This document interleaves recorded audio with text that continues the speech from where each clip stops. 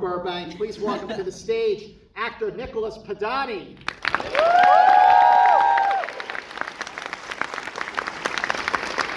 Please welcome actress MATULA.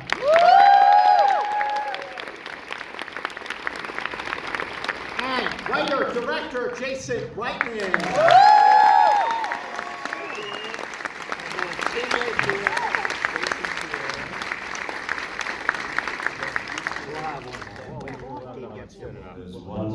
All right, so listen, the first question is always the obvious one, but Jason, your movies, going back to Thank You for Smoking in 2005, they've all been so different. This one is absolutely no exception. What was your final informed approach to how you were going to make this movie? You know, I was interested about two things. I mean, I was interested in, from a creative point of view, what is it like 90 minutes before you change the world? And I always saw this movie as, you know, this could have been a movie about a NASA shuttle launch, but it's about the birth of this television show that changed comedy. And at the same time, from a kind of a filmic technical point of view, I was really interested in doing a film that took place in 90 straight minutes in one building with 80 speaking roles, and the technical challenge of following all these characters simultaneously. So Kim, when you first read the script and when you first talked to Jason, like, what was your take on the script and how he was going to make the film and the challenges that was going to bring for you? So many notes. So God, just pages and pages of notes. I thought it was so beautiful. I remember I texted you immediately and I said, this is such a beautiful love letter to this show. It changed all of our lives, right? I mean, like, we all grew up on it and idolized these people, and I was just so happy to be a part of it. Wait, what was the second part of your question? What informed your approach to playing? Oh, okay. Well, so Jason was very clear not to do too much research. Like, don't go overboard. We were told that a million times, right? Like, don't go overboard and do too much.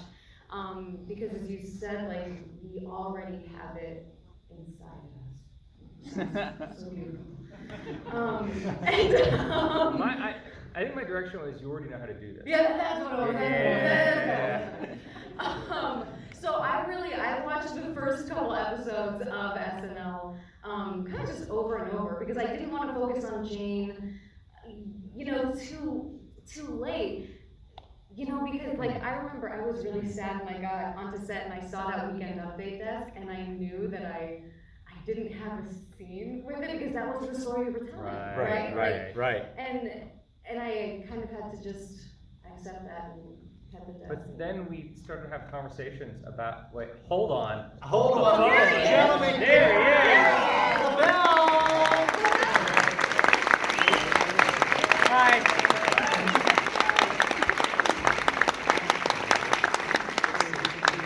So sorry, you guys. Just in time. But Kim, I was going to ask you. That was great. Kim, you said something last night that was really interesting and totally on point. That when you look at those actors in the first season of SNL, Jane Curtin was like the straight person.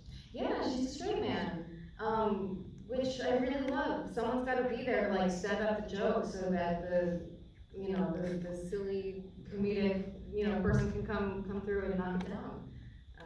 That's what she did. And I think that your best scene in the movie wasn't in the original script, and that came out of our conversations. And I guess that's why I say things like, don't do as much research, you already know how to do this. And we started talking about Jane's identity and where she had become from, and that whole monologue that Kim did, where she does that bizarro monologue where she's going through all the different commercials she did in her 20s, came out of a conversation that you and I were just having about what is her moment and how do we really say what she's feeling and what's on her mind.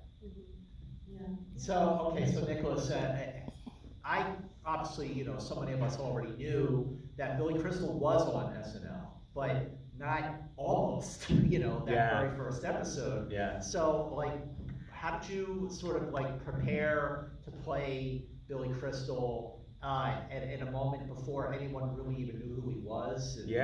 I mean, it was really important that I not play him as, he's going to be great, because for him, this was what was going to make him great. And it's funny, I listened to his autobiography, which he read himself, which was great because I got to have the voice going 24/7. But he said, you know, when he actually did host SNL 9 years later, and then asked Lauren, he asked Dick Ebersol, can I please now be in the cast? In the autobiography, it was so funny because he's like talking about all Did you do it as a dramatic reading? He was doing all of this. He was saying, I've done all these movies. This is what I've done. And 9 years after I'd been rejected from SNL, I did this. And it was funny because I was in the writers' room 9 years from when I was rejected from SNL. And there I was on the street 9 years. Yeah, it was great to see how much this had affected him. And the story about the script is so Which I didn't know. We'd been looking for a copy of the script from night one, my writing partner, Gil Cannon and I, and we would ask everybody, because we interviewed every living person that was in the building that night. We interviewed Lorne, Dick Ebersol, every living actor, every living writer, production designer, costume designer, NBC Page, members of Billy Preston's band, literally everybody, but nobody had a copy of the script except for one person. And when we asked Billy Crystal, you know, we've been looking for a copy of the script, there's no chance you have one. He goes, I think I could find one. An hour later, I found it. And we went to his house, and he pulled out the script, and he started flipping through the pages, and he got to a blank page and went, that's where I was supposed to be. Wow. And I said, can we scan it? And he goes, yeah. So we scanned it, and we made copies, and every time you see a prop script in the movie, anytime the actors are handling a script in the movie, it's actually Billy's script. Did he have any notes in that script that you found useful? Oh, like handwritten notes? Yeah. No. Fuck Lauren.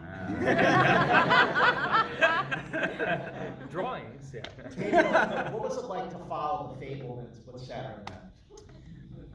Shit. I'm so sorry for being so late, you guys. No, you were just in time. Okay, terrific. You were in the Fablemans? Yeah. He was the other famous Jew. It didn't feel like that, because after I shot The Fablemans, I shot a television show, I shot another film, and so I've been able to exercise more muscles than famous Jews, and but it's wild. I didn't expect to be a part of these stories like this. I don't know how would you like me? What kind? I don't know, like what? Just the two characters, or No, just in terms of like, you know, in terms of your preparation for Fablemans, how did your preparation for Saturday Night differ?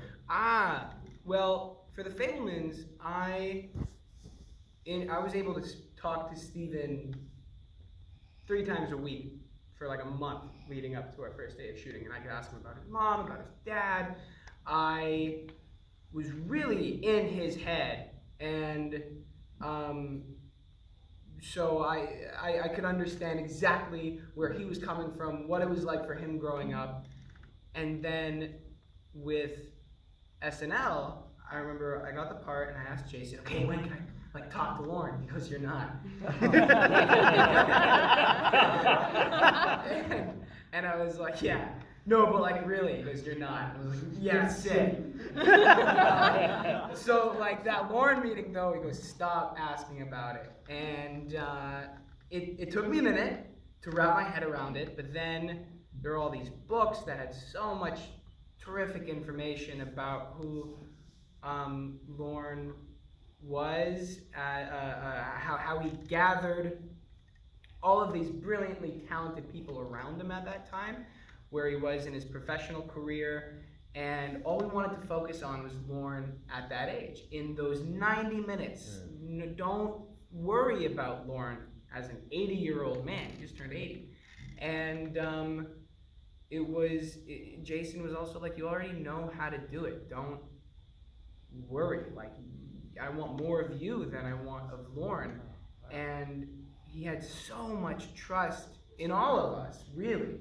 And I think I would not have done it any differently. It was such a wonderful experience, and yeah, I mean, showing up and then seeing everybody else's characters and everybody else's prep. I mean, this cast is insane, and just yeah, it's a blessing to be a part of this film. It's really really cool.